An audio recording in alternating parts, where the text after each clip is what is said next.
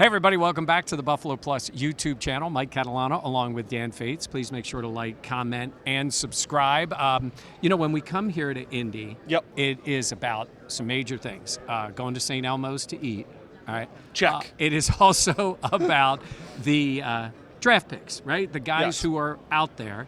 And Check. It's also about networking and seeing people around the league. This is where everybody in the league is. This is if you cover the NFL, you're here. You got to be here in Indy, right? It is the place it's the place to be. I mean, how could you not? So exactly. When we get here, I always want to get a bit of a temperature take on where the Bills are. And for many years, it was like, how bad are they? It was like, are they moving in the right direction? What do you see? What do they need? Well, the Bills made it to a certain level. And then last year, while they won a bunch of games, that playoff game, I agree. They took a hit. Amongst fans. Yes, that is the thing. That's the thing, is that amongst you, the viewer here, probably don't feel that great about the Bills currently and heading into this offseason with a lot of holes that need to be addressed. Around here, we talk to people at NFL Network, CBS Sports, NBC. Yeah. They are very high. On the Bills. One of the guys we talked to is Rich Eisen, and you guys know him from the NFL Network, been around this league a long time. And, add into the context here, he's a Jets guy. Yes. And his team has not been able to do anything. So I asked him about the perception of the Bills. Has it changed with that loss to the Bengals? Here's what he had to say. Lord, the perception of the Bills changed when Josh Allen got drafted and started taking names. I don't think their perceptions change. They're going to be a Super Bowl favorite next year as long as Josh Allen is up and active, and the rest of the team that surrounds him is as talented as it has been. I think they need to get a running game going. I think they need to get somebody who is a bell cow. I think that would be amazing. That Josh Allen feels that there's a way to get in the end zone from the 20-yard line in. That doesn't rely on his arms, his legs, his prowess of escape, having somebody that can jam it in from 10 yards out. That's not him. And then, of course, throw it to him being Stephon Diggs. That's the formula that I think they'll be able to affect. I think they're still the favorite to win the division and a favorite to battle for the crown in the conference. Yeah, and then he went on to tell Bills fans, just chill out, relax. Yeah. Okay, some teams are here trying to find the next Josh Allen.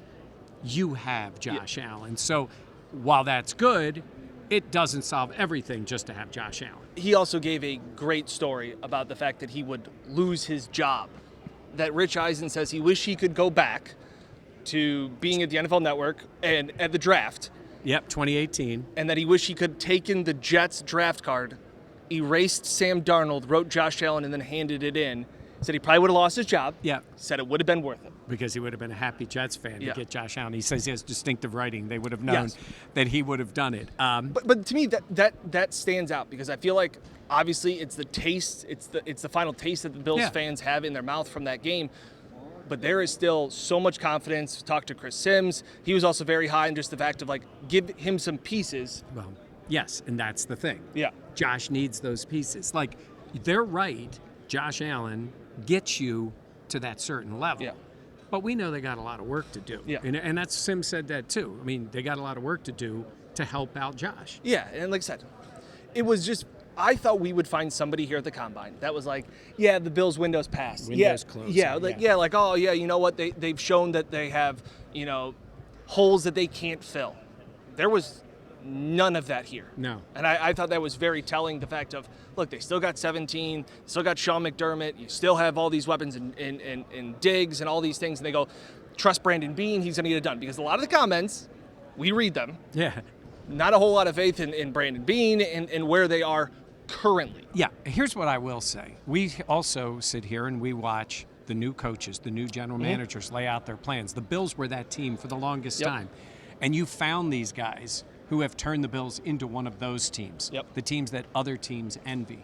And that really is the case. That doesn't mean they're perfect. Correct. That doesn't mean they don't make mistakes. And getting to the Super Bowl is the ultimate goal, and they always joke 30 teams are disappointed they didn't get there. 31 are disappointed they didn't win it, right? That's the way it goes in this league. But the Bills do have that. But let's get to the point now where just because you roll Josh Allen out and Sean McDermott is a good coach, it's not enough, and what they need to do. Yeah, they need to add skill position players around them.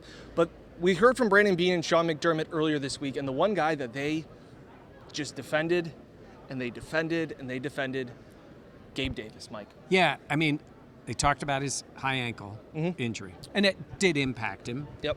But it was relatively early in the year. I thought it got into his head a little bit. I agree. And I think he dropped balls that he wouldn't normally drop. Yep. And I think there was pressure on him.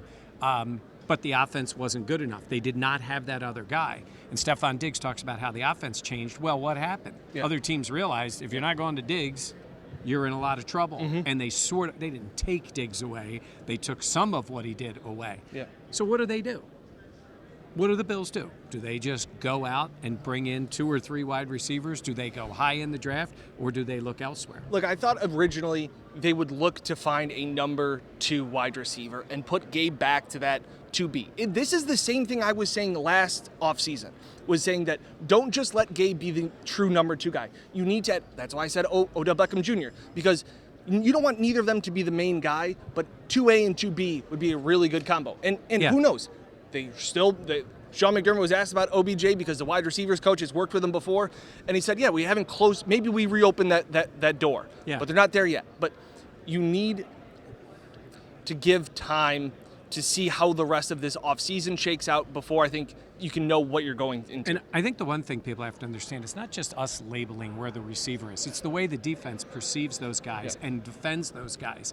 And it's different when you're that guy, you're that number 2 guy, and some teams put their number 1 corner on the 2 guy and double the first guy. I mean, they try to put different coverages. Gabe Davis was game planned for this year more than he ever was before. And you have to adjust to that, and I don't think he did a good enough job. We were having dinner yesterday with Matthew Collar, was formerly at WGR in Buffalo, and now he's covers the Minnesota Vikings. And he said that Pro Football Focus did a study how in the playoffs, defenses seem to take away teams' number 1 wide receivers. It's more of a game plan. And it's funny, we've mentioned that before because without even thinking about that, remember we've looked at Diggs' numbers in playoff games and gone, oh, he hasn't really done much. Right. That's because defenses take that away. So you need to have a solid, strong, true number 2 wide receiver or a dominant tight end. But here's the thing. Gabriel Davis was the epitome of that in the Kansas City game. Correct. They took away Diggs and let Davis go wild. Went crazy in that game. But then the question is, can you transfer that into the next season as the regular guy? And that's the one thing we have not seen is that consistency. Look, I think they have to get wide receivers. After this year, all you have on your roster is Shakir and Diggs. So they need other guys. These other guys are free agents. We don't know who they're going to bring back. I think I would say without question they're drafting a wide receiver this year. I agree. And I think it has to be in the first 3 rounds. Right. Because you're always the one to point out. You don't just draft for the immediate need. You're also saying like a safety. Like, well, what are you talking about? They have a bunch of guys that could play safety. Yes, but what about in 2 years when Micah Hyde's 34? But you need to have a guy ready. You need to be able to draft that a guy can help you now and really help you going forward. Some guys, though, step right in and play, and that's the case. Now, that's wide receiver. Maybe even tight end. They brought that up, too, to go with more 12 personnel. They did not have a dependable there was times they got decent play out of the other guys at tight end, but not a real game changer. And I just want to put a bow on Gabe Davis talk because this is what Brandon Beane had to say defending Gabe's play this season. Yeah, I think just another year in the system, being that guy, it's different when you're coming off the bench and Gabe was doing in our system what we call a number 4, a guy who can play inside and can play out, has the mental capacity to do that, but also the physical skill set. And so this is the first time where you're going every play against that starting corner. He's studying you and what you're doing. So I think there's an adjustment that he'll continue to make. And again, I'm not trying to make excuses. I do think the high ankle bothered him for a while into the season, and you could start to see down the stretch. I mean, it was honestly, to me, it was after Thanksgiving before I really saw him cutting and coming out of his breaks the way he was pre-injury. And again, he'll attack all the things, whether it was some of the drops that he wants back. I got a lot of confidence in Gabe, as our number 2 going into his last year on his contract. Yeah, there was somebody that took video at practice this year that showed Gabe Davis, tough as nails guy, playing through that high ankle sprain, and he just didn't look right. So, yeah. And again, it's funny. They always go, well, we don't want to make excuses for Gabe, and Gabe won't make the excuses. And then it's the high ankle bothered him. Well, but we're not going to make excuses, but the high ankle bothered him. But I'll say this. They've also, and this is the wrong way to phrase it, but I can't think of a better one here. They've also set him up for this. Yes. Being set, meaning, and I don't mean in a bad way. I'm saying, look, they're saying, hey, Gabe, the ankle was banged up. Yeah. He wasn't healthy. He's a worker. We've heard nothing. Correct, but great things. Alter that he will work Josh and work and work. Trusts him so much. The best thing that could happen for the Bills is Gabe elevates his game and they bring in another weapon. And I want to ask you about what you're hearing about another weapon for the Bills. And this would be, I would label this a stunner. This would be surprising if it happens, but I've also been, for the last 2 years, reporting on things that I'm hearing about this. So what we're hearing around here is that, Sean McDermott even said about the draft prospects that he, at this point of the offseason, he's not fully involved in grinding tape. It's more coaching decisions and staffing. Bills could be interested in a running back. And the top running back in the class that is, the Bills are drafting 28th. They picked 27th, right? Yeah, because Miami lost their pick. Yeah. Keep an eye out for Bijan Robinson out of Texas. I have heard that the Bills are very much interested in him, along with the Tampa Bay Buccaneers.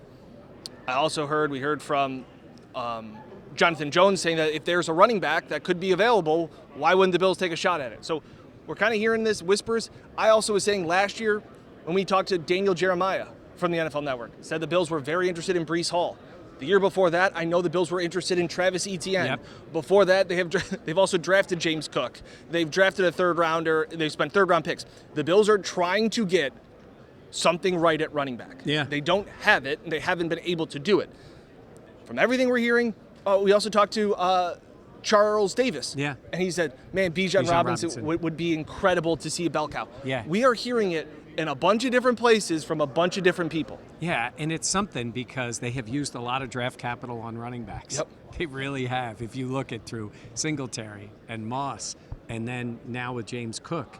But I honestly think, look, they're never going to be a running team. Correct. But I do think they want to try to figure out a way to take some of that off of Josh Allen. And I will think anybody would agree. You want Josh Allen throwing the ball and running effectively.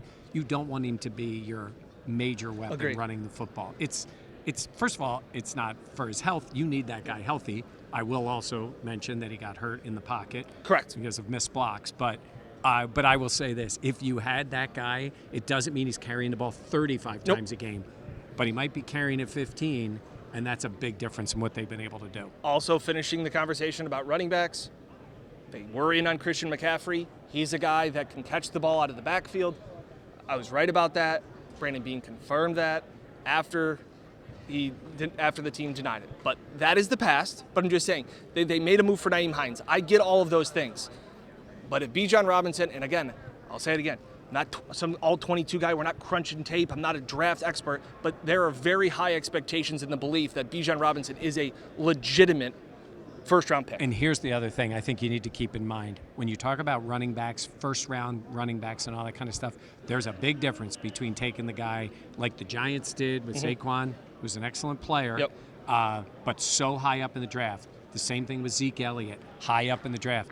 When you take a guy with the number is 27, it's not a second-round pick, but the reason it's you do have the fifth-year option. You have all those things that go with first-round picks. Very different picking them that late. I thought Jonathan Jones from CBS Sports was talking about it and saying that there's really the first round is really the top 12 picks. There may be 12 starters instantly coming in and being those guys. And after that, hey, kind of getting a second-round player. And I've seen Bijan Robinson talent-wise on some of these mock drafts that he's a top 5 talent, like NFL prospect. That's where he could be. If you could get him at 27 or somewhere like that, very interesting. It is interesting. Bean said it again that they said they would take a guy in the first round. They want playmakers. It doesn't have to be a wide receiver. It could be a tight end or a running back. Yeah, look, if you get a stud running back and he's that good, March 1st. That's when we're telling you about Bijan Robinson. Clip you watch, go. I can't wait till I'm wrong You're here about on this. YouTube. Go to YouTube, watch some of the kids' highlights. Yeah. Like, yep. a something else. But again, it's a running back for the Bills when they have Josh Allen, so we'll see what they end up doing. All right. Sean McDermott wants to run the ball more. He does. He just really wants to. Just wants to. Well, he's going to call plays on defense. Maybe he'll call them on offense too. Maybe he's better than Ken Dorsey at it. Wow, we got plenty of blogs coming your way. All right, that's going to do it for us from here in Indy. Please make sure to like, comment, and subscribe. For Dan Fates, I'm Mike Catalana. We'll see you next time on Buffalo Plus.